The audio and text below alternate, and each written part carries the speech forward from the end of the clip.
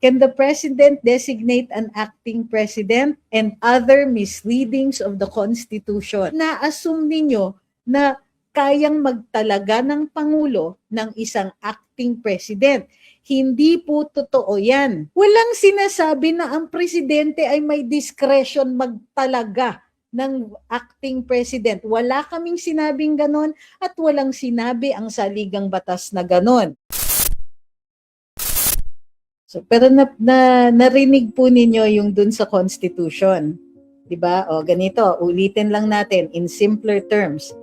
When the president, dalawang ways for there to be an acting president. The president gives notice to Congress and to the House na incapacitated siya temporarily, the vice president will take over.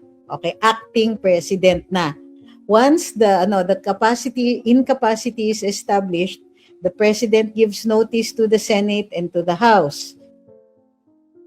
Automatic, it's the vice president who will be the acting president. Ayan. Minsan, ayaw ng presidente, hindi voluntary on the part of the president, involuntary. Kapag naman ang cabinet, by majority vote, they send the notice to Senate and to the House that the president is temporarily incapacitated. Automatically, the vice president becomes the acting president. Okay. Ngayon, kung bumalik na ang Pangulo at sabihin niya, tapos na yung temporary incapacity ko, magpadala siya ng notice sa Senate at sa House. Hahabol ngayon ng cabinet. Sasabihin, teka Mr. President, hindi mo pa kaya. Papadala din sila ng notice sa Senate at saka doon sa House. Saying, hindi pa kaya ng President. Anong mangyayari? Magko-convene ang Congress. Voting separately. Dapat within 48 hours kung walang session. Pero kung may session, kaagad magko-convene sila. Magdi-decide sila kung capacitated ng Pangulo o incapacitated na siya. Kung incapacitated na siya, acting president pa rin si vice president. Pero in order to declare the president incapacitated, kailangan ng 2/3 vote. Okay? Of both houses voting separately. In the meantime, what does an acting president do? Ano yung duties ng acting president? Ayon sa civil service, kasi dyan tayo kukuha na, hahanapin ngayon natin kung ano ang meaning ng acting capacity. Kasi there are other officials who are designated in an acting capacity. Sabi sa civil service rules, may distinction kasi between an OIC and an acting. Okay. Ang OIC, day-to-day functions lang, cannot make a decision. So kung nagkahapon, I would like to correct that. OIC, day-to-day functions lang, nothing permanent. But ang acting official, or in this case, the acting president, can dispense the functions as though siya yung incumbent. Anong ibig sabihin nun? Kung ano ang powers ng president, yun din ang powers ng acting vice president. Pwedeng mag-appoint, pwedeng mag-appoint. Pwedeng mag-hire and fire, pwedeng mag-hire and fire. Okay? Ang difference lang ng acting president with that of the president is that the acting president is temporary because temporary incapacity yan, and hindi magbabago yung sweldo niya. Yung sweldo niya is still the sweldo of the vice president. Anong ibig sabihin pag sinasabi ninyong may vice naman siya po? An acting president is the vice president. Bakit kayo ganyan? Walang sinasabi na ang presidente ay may discretion magtalaga ng acting president. Wala kaming sinabing ganon at walang sinabi ang saligang batas na ganon. So, iyan ang sinasabi natin kung bakit ang title ng ating presentation ngayong araw na ito is, Can the President Designate an Acting President and Other Misreadings of the Constitution? So, pag sinasabi nga dito sa comments na may vice naman po siya, ina-assume ninyo na kayang magtalaga ng Pangulo ng isang acting president. Hindi po totoo yan. Ang pwede lang gawin, katulad ng binasa natin kanina, is the President gives notice of his temporary incapacity. But it is always the Vice President who will be the acting President. Okay, ang daming nagagalit kasi hindi nila binabasa ng buo yung mga pinopost namin. Sabi ni RPV, sino kaya i-designate niya? Hindi pwedeng mag-designate ang Pangulo. The acting president becomes acting president by operation of law, and it is always, always, always the vice president. The Constitution does not say otherwise.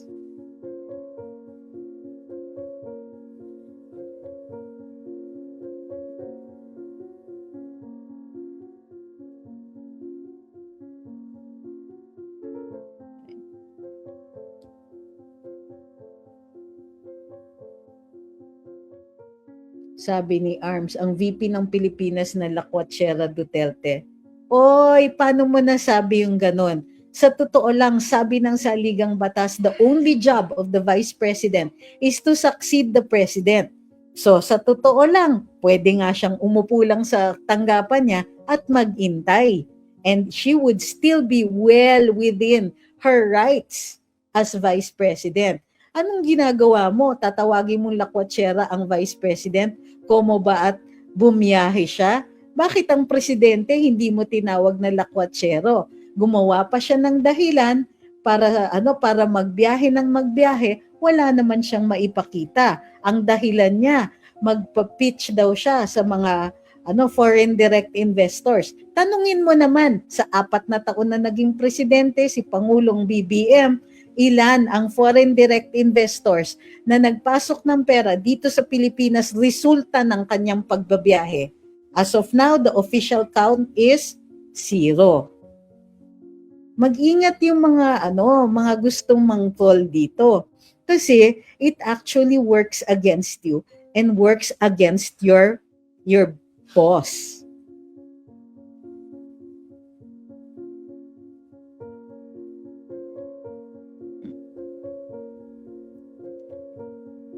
Mamaya yung mga ibang katanungan, okay? Kasi yan ang exactly pag-uusapan natin. Pag-uusapan natin yung mga frequently asked questions. Okay. Etong comments na to para lang mas mabilis yung ating discussion. Dito, nag-post dun sa comment section natin. Sabi nung nag-comment, since marami sa atin ang hindi Philippine constitutional lawyer, i-chat GPT natin yan. Sa kasamaang palad, mali ang chat GPT dito kasi hindi updated. Ang sabi, kasi ang chat GPT, hindi naman talaga yan updated at ang dami niyang namimiss.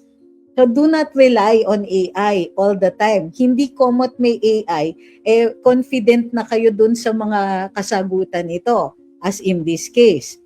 Sabi ng chat GPT, totoo daw yung pinost ko. Natural, dahil almost verbatim yan sa ating saligang batas. Article 7, Section 11, Paragraph 1. If the President is temporarily incapacitated, notice is given to Senate President and House Speaker, the Vice President becomes the acting President. O sabi niya, proper written notice to the Senate and House is required. No, it is not, because the term that is used is whenever the President gives notice. Okay. Next, the Vice President becomes acting President, not full President. Natural, kasi temporarily incapacitated. So, itong mga misappreciated ang pagbasa sa saligang batas. Next, sabi, which also means no declaration, no acting president. Mali po. There is no declaration talaga kasi notice lang ang pinapadala. But can there be an instance na hindi kailangan ng notice? We will talk about that. Next, Congress cannot act without a trigger. Halata na ChatGPT to because ChatGPT talks about triggers. Okay. Of course, Congress cannot act without a trigger kasi nag-a-act lang ang Congress kapag ang Cabinet at ang Pangulo ay hindi nagkasundo. dun sa kanyang temporary incapacity. So, nakalagay dito sa huli, the problem becomes political, not legal. Mali po kasi there is no, dito, so when you say the problem becomes political, parang sinasabi mo, problema ito na hindi maidadudulog sa Korte Suprema. There is such a thing as a political question dati. These political questions, sinasabi kasi within the discretion of the president, mga ganyan. In the 1987 Constitution, na almost completely nabura na yung political question doctrine. Ang sinasabi ng saligang batas ngayon is maaaring mag-decide ng matters on grave abuse of discretion ang Korte Suprema. So again, mali itong ChatGPT na ito na pinost ng reader. Alam mo kung anong masama? Shinare ng ibang tao itong statement na ito.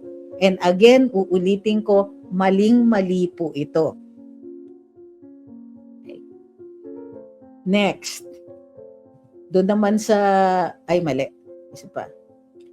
Sabi, ang tanong, gagana ba yung article na yan sa administrasyon ngayon?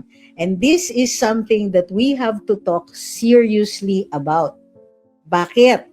Kasi lumalabas na, lumalabas na tinatanggap natin kapag this administration violates the law. Hindi po totoo yan.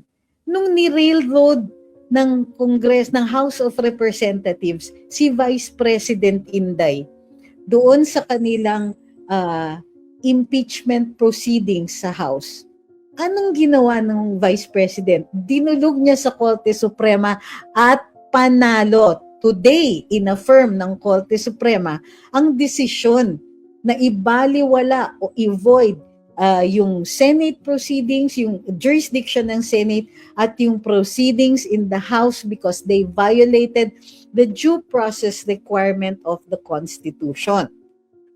Okay? So, uulitin ko. Wag naman po ganyan. Kasi, sinasabi ninyo, ang tanong, susunod ba ang administrasyon? Ang tanong, gagawin ba nila yan? Naaasar na ako dun sa mga comments that start with ang tanong. Kasi usually ang kasunod niya is a cliche that in many instances is wrong.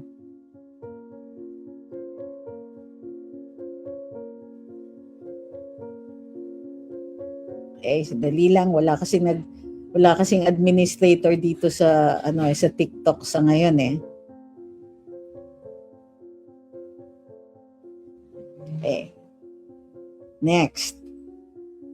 Okay? We have to determine very carefully ano ba talaga ang gusto natin.